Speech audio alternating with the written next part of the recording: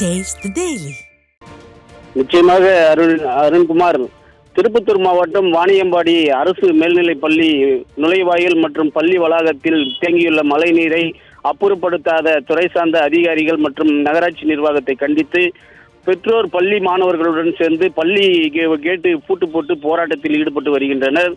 திருப்பத்தூர் மாவட்டத்தில் கடந்த சில நாட்களாக தொடர்ந்து கனமழை பெய்து வரும் நிலையில் திருப்பத்தூர் வாணியம்பாடி சுற்றுவட்டார பகுதிகளில் கடந்த 2 நாட்களாக தொடர்ந்து இரவு நேரங்களில் விடிய விடிய கனமழை பெய்து வருகிறது. இதன் காரணமாக கடந்த சில தினங்களுக்கு முன்பு 2 தினங்களுக்கு முன்பு அரசு மருத்துவமனை வளாகத்தில் மழைநீர் தேங்கி நோயாளிகள் அவதிப்பட்டு வந்ததை நாம் அறிந்தோம். செய்திகளாக காட்சிகளாக கொடுத்தோம்.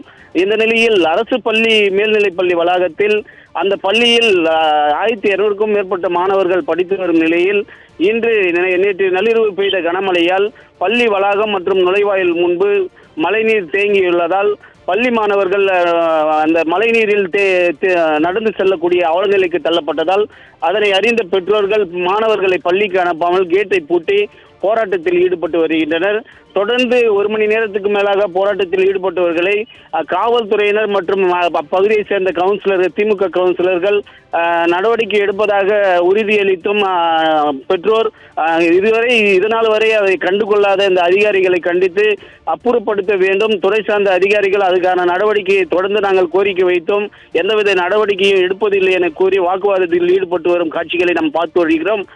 இந்த நிலையில் தொடர்ந்து தாழ்வான பகுதிகளில் ஆக்கிரமிப்பு கால்வாய்களை அகற்றாததும் கால்வாய் அமைக்காமல் கட்டிடப் பணிகளை கட்டுவதும் இந்த அரசு மேற்கொண்டு வருவதாலே இது போன்ற மழைநீர் கழிவுநீரோடு சேர்ந்து அரசு மருத்துவமனை மற்றும் பள்ளி வளாகங்கள் சாலைகளில் தேங்கி நிற்கக்கூடிய அவல நிலைக்கு தள்ளப்படுகிறது. மக்கள் இதனால் அவல நிலைக்கு தள்ளப்படும் நிலையில் பள்ளி மாணவர்கள் அந்த தேங்கிய மழைநீரில் நடந்து சென்றால் அவர்களுக்கு பல்வேறு நோய்கள் உருவாகும் என்பதே, மாணவர்களை பாதுகாக்க வேண்டும் என்பதே இந்த பெற்றோருடைய கோரிக்கையாக தொடர்ந்து வைத்து வாக்குவாதத்தில் ஈடுபட்டு வருகின்றனர். மாணவர்களுக்கு பல்வேறு நலத்திட்டங்களை செய்வதாக வாய்க்கிலேயே பேசி வரும் இந்த ஸ்டாலின் நிர்வாக திறனற்ற ஸ்டாலின் அரசு அதிகாரிகள் இது போன்ற அவல நிலையை மக்கள் தொடர்ந்து காட்சியாக பார்த்து வருகின்றனர் என்பது குறிப்பிடத்தக்கது.